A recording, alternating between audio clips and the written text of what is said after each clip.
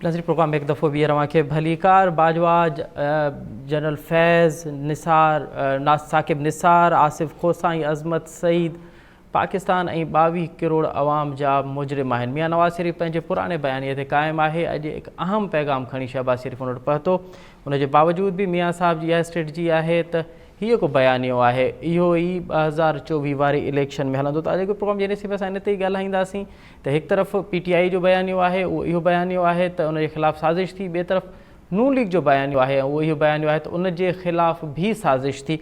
आवाम कहिड़े बयानीअ खे क़बूल कंदो ऐं गॾो गॾु इन ते ॻाल्हाईंदासीं त लेवल प्लेइंग फील्ड में जेको बार बार ज़िक्र पियो थिए, अॼु जहांगीर तरीन त इहा ॻाल्हि वज़ाहत कई आहे त उनखे कंहिं शिकायत कोन्हे। ॿियनि सियासी पार्टियुनि खे इहा ज़रूरु शिकायत आहे त नून लीग खे लेवल प्लेइंग फील्ड में जेको आहे एक्स्ट्रा ऑर्डनरी सपोर्ट कई पई वञे। त जेकर इहो ई मामिलो रहियो त पोइ जेका चूंड थींदी, छा उहा सवालिया निशान, उन ते बि सवालिया निशान हूंदा माज़ी वांगुरु, या उन जा मामला खे बहितर थींदा? अॼु प्रोग्राम जे विषय में असां इन ते ई ॻाल्हाईंदासीं। हिन वक़्तु असांखे जॉइन कयो आहे डॉक्टर सुराब सरकी साहब ऐं असांखे जॉइन कयो आहे सलमान आबिद साहब, पाण मुल्क जा मुमताज़ तर्जुमे और कॉलमिस्ट हैं। सलमान आबिद साहब, आपसे प्रोग्राम का आगाज़ करते हैं। क्या मियां साहब पुराने ही बयानिए पे कायम हैं और रहेंगे, और क्या यही बयानिया इलेक्शन में चलने वाला चलते हुए आपको नजर आ रहे हैं?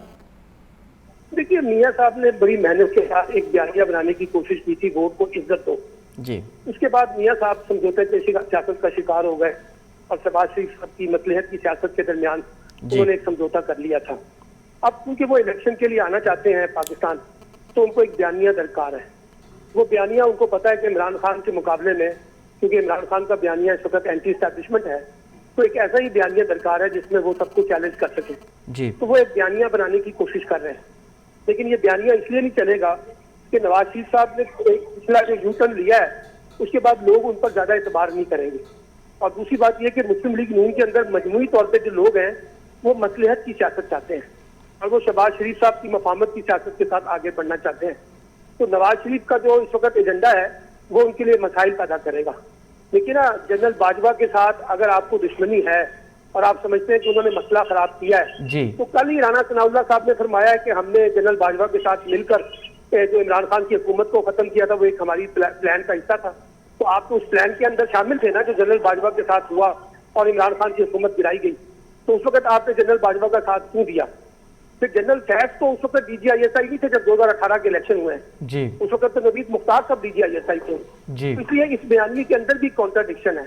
असल में नवाज शरीफ साहब दबाव डाल रहे हैं एस्टैब्लिशमेंट के ऊपर कि वो इस बयानी की बुनियाद पर एस्टैब्लिशमेंट को दबाव में ला सके और उनके लिए अपने लिए कुछ नरम घोषणा। अरे सलमान आबिद साहब, कते कलामी आप सर कते कलामी आप, अगर मियां साहब ये बयानिया नहीं बनाते तो फिर उनके पास सर क्या ऑप्शंस बचते हैं इलेक्शन में जाने के लिए? देखिए, वो ये बयानिया बना के भी आ जाए, वोटर अब उनको वोट नहीं देगा। लेकिन अब वोटर जो है वो वोट देना चाहता है 16 माह की परफॉर्मेंस की बुनियाद पर जो शहबाज शरीफ साहब ने की है उसमें तो वो कोई परफॉर्म नहीं कर सके ना। अच्छा, अब ये इस बयानिए की बुनियाद के ऊपर वो कोई इलेक्शन लड़ना चाहते हैं तो इस वक्त जेल में तो इमरान खान है, वो तो नहीं है जेल में, वो तो लंदन में बैठे हुए हैं जी। बहरहाल वो आना चाहते हैं, मोस्ट वेलकम। इसी बयानिए के ऊपर जाके सियासत करना चाहते हैं, कर ले। लेकिन मुझे नहीं लगता कि मुस्लिम लीग नून इस बयानिए का बोझ उठा सकेगी और पहले भी मुस्लिम लीग नून ने इस बयानिए का बोझ नहीं उठाया था।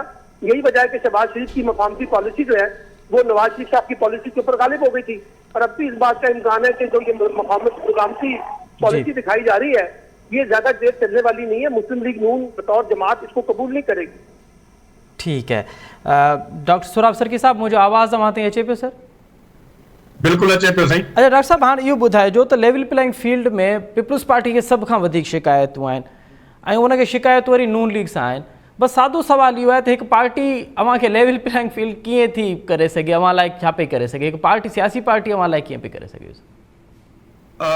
ममता साहब, ॻाल्हि जेकी आहे उहा इन जे करे असां इहा ॻाल्हि कयूं था त जॾहिं असां इलेक्शन कमीशन खां डिमांड कयूं था जी तव्हां इलेक्शन करायो जी ऐं टाइम ते करायो, 60 ॾींहंनि में करायो, 90 ॾींहंनि में करायो, बजाए इलेक्शन कमीशन जे जवाब ॾियण जे मुस्लिम लीग नून जा लीडर अची करे उन खे जस्टिफाई करनि था त तव्हांजे CCI में तव्हां लिखी ॾिनो, तव्हां जेको आहे सेंसस खे मञियो, जी हीअं आहे हूअं आहे, त पोइ हाणे असां त उन्हनि खे कोन था चऊं, उहो त पाण पंहिंजो ज़ाहिर ज़रूर शक उहे पाण ज़ाहिर करे ॾियनि था त वला पराने का इलेक्शन कमीशन उन्हनि जे चवण ते इलेक्शन कराईंदी, उन्हनि जे चवण ते डेट ॾींदी। असांजो त कोई कसूर कोन्हे। उहे पाण अचनि था। असां त कॾहिं बि इहा डिमांड न कई आहे मुस्लिम लीग नून खां त तव्हां महिरबानी करे मुस्लिम लीग नून वारा तव्हां असांखे डेट ॾियो। असां ॻाल्हि कयूं था इलेक्शन कमीशन जी डिफेंस अची करे राणा नाला करे थो या उन्हनि जा जेके बि आहिनि नुमाइंदा या उन जा सियासतदान उहे अची उनजो दिफ़ा करनि था, चवनि था हीअं थींदो हूअं थींदो, न थी सघंदी। माने उन मां त हिकिड़ी साफ़ ज़ाहिर थिए थी त अहिड़े क़िस्म जी उन्हनि खे इहा ॻाल्हि करणु न खपे। ऐं पहिरियों जॾहिं इमरान ख़ान जो वक़्तु हुयो त असां चवंदा हुआसीं त नेब जेकी आहे इमरान ख़ान जे चवण ते आहे।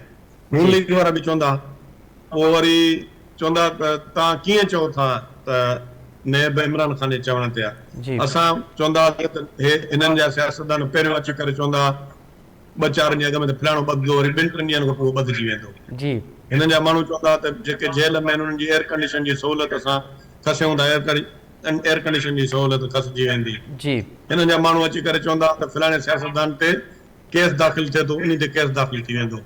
उन में साफ़ ज़ाहिर हुयो त जेके उन वक़्त जा सियासतदान आहे PTI में उहे ॻाल्हि कंदा ऐं उहा ॻाल्हि थींदी त उन में इहो 100% ज़ाहिर थींदो त माना उन में इमरान ख़ान नेब खे हलाए पियो या उन जा जेके बि सियासतदान हुया PTI में उहे उनखे चवनि पिया त हिनखे ॿधो, हिनखे छॾियो।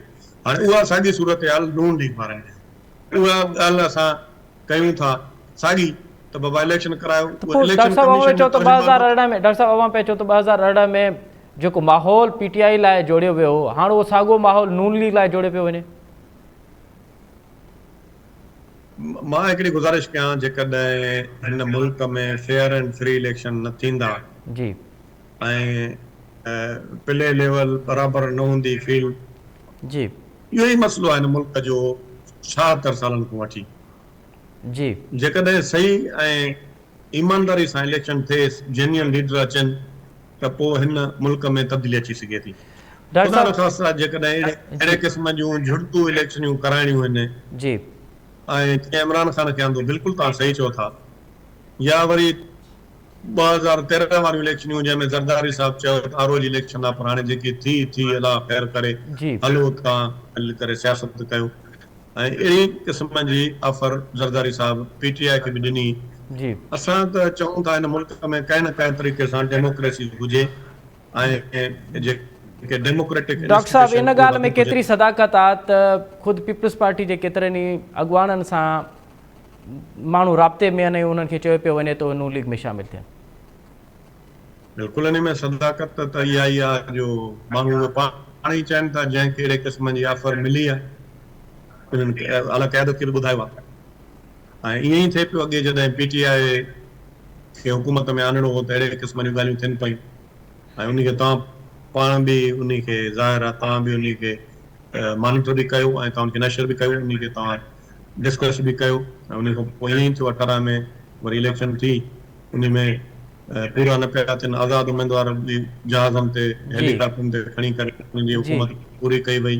ऐं हाणे जेकॾहिं ख़ुदा ख़ास्ता जेकॾहिं अहिड़ी सूरत हाल थींदी ऐं कंहिं बि पार्टी खे, इवन पाकिस्तान पीपल्स पार्टी खे जेकॾहिं आणणो ई आहे त इलेक्शन छो करनि, बसि हिकिड़ी नोटिफिकेशन कढाइनि, खामख़ा एॾो ख़र्च करनि मुल्क जो, उनखे हुकूमत ॾेई छॾनि। पीपल्स पार्टी खे ॾियणी अथनि पीपल्स पार्टी खे ॾियनि, मिसाल नून लीग खे ॾियणी आहे नून लीग खे ॾियनि। इलेक्शन जे ड्रामे करण जी कहिड़ी ज़रूरत आहे? डॉक्टर साहब छा पीपल्स पार्टी जे अंदरि भंज ड्राह वारो हिकु सिलसिलो आहे उहो तेज़ी सां थी वियो आहे? कुझु ताक़तवर धुरियूं पीपल्स पार्टी खे सिंध में टफ टाइम ॾियण लाइ उनजे अॻुवाननि सां राब्ते में आहिनि, ऐं अगरि नून लीग में न त हिकिड़ी बाप पार्टी जीअं हिकु नई पार्टी ठाहिण जी प्रैक्टिस कई पई वञे सिंध में? न, मां नथो सम्झां त पाकिस्तान पीपल्स पार्टी में जेके बि माण्हू आहिनि उहे पाकिस्तान पीपल्स पार्टी हाणे छॾींदा। हाणे अहिड़ी सिचुएशन आहे कोन।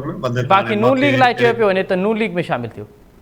मूंखे अहिड़े क़िस्म जी इंफॉर्मेशन न आहे त कंहिंखे चयो वियो आहे त नून लीग में वञो सिंध जे अंदरि। बाक़ी जी पासे ॿुधूं जीअं तव्हां ॿुधो था मां बि ॿुधां थो। अच्छा डॉक्टर साहब, भला हाणे इहो लाज़मी न आहे त जेको माज़ी जो इतिहादी हुजे उहो हाल में बि इतिहादी हुजे, मुस्तक़बिल में बि उन सां सियासी इतिहाद थी थो सघे। ऐं इहो बि ॾिठो वियो आहे त माज़ी जा सख़्तु तरीन मुख़ालिफ़ अॻिते हली हिक ॿिए जा इतिहादी बि थींदा आहिनि, हिक ॿिए में शामिल बि थींदा आहिनि। इहो पाकिस्तान जी पॉलिटिक्स जो हिसो आहे त छा पीपल्स पार्टी ऐं तहरीक इंसाफ़ में को इतिहाद थियण जा इम्कान आहिनि? ममता साहब ॻाल्हि इहा त पाकिस्तान पीपल्स पार्टी हिकिड़ी मैच्योर पार्टी आहे। तव्हांखे ख़बर आहे त असां सम्झूं था हिते सियासत करणी आहे। सियासत असां जेके हिते सियासतदान अवेलेबल आहिनि, जेके पार्टियूं अवेलेबल आहिनि, उन्हनि सां गॾिजी करे असां सियासत करे सघूं था। ऐं इन में तव्हां पाण ॾिठो त असां ॿियो त छॾियो, काफ लीग सां बि असांजो अलाइंस थियो पीपल्स पार्टी में। जी ऐं उन में नून लीग जा जेके लीडर ज़रदारी साहब जे लाइ जेके ॻाल्हियूं कंदा, पर पोइ पाण ॾिठो त ज़रदारी साहब उहो जी खे चवंदा आहिनि त हुकूमत जो बादशाह हुआ। जी ऐं अॼुकल्ह जेके हिन वक़्तु पाकिस्तान में सियासतदान आहिनि, सभिनी खां मोस्ट इंटेलिजेंट पॉलिटिशियन आहे। जी उन पाण ॾिठो तव्हां त उन्हनि खे मुल्क जे ख़ातिर ऐं पाण खे कोन मिली का ख़ुदा न ख़ास्ता जेकी आहे प्राइम मिनिस्टर पीपल्स पार्टी खे, ऐं पीपल्स पार्टी वज़ारतूं वठण जे लाइ बि तयारु न हुई। तव्हां ख़बर आहे, वोट ऑफ नो कॉन्फिडेंस। जी ऐं मुतहद दफ़ा, हिकु दफ़े न 2-3 दफ़ा नून लीग सियासत छॾे वई। 2008 वारी इलेक्शन में बाइकाट करे विया। जी असद ज़रदारी उन्हनि खे वठी अची करे चइनि तव्हां इलेक्शन में बीहो, मुशर्रफ जे दौर में। जी जी जी ऐं तव्हां पाण ॾिठो त असां त हमेशह जेकी असांजी डॉक्टर साहब तहरीक इंसाफ सां इताद जा इम्कान आहिनि, इन इम्कान खे रद्द नथो करे सघिजे? मां त हाणे अहिड़े क़िस्म जी का बि स्टेटमेंट नथो ॾेई सघां, जी पर इहो ज़रूरु चई सघां थो त सियासत में हर्फ़ आख़िर न थींदो आहे। हर्फ़ आख़िर न थींदो आहे। जॾहिं तव्हां ॾिसो था त काफ लीग सां इताद थी थो सघे। अलायंस असांजी मोहतरमा बेनज़ीर भुट्टो साहिबा हिकिड़ी वॾी ॻाल्हि कई, तव्हां ख़बर आहे, अमेरिका जी सेनेट में, the best revenge is the democracy. बिल्कुलु सही, वॾी महिरबानी डॉक्टर साहब। ॾाढो तफ़सीली तौर ते पंहिंजो ऐं पंहिंजी पार्टी जो मौक़िफ़ ॾिनो। नाज़रीन, प्रोग्राम जे वक़्त में पुॼाणी थो पहुचे। असद मुमताज़ रेड खे ॾींदा इजाज़त, सदाईं गॾु।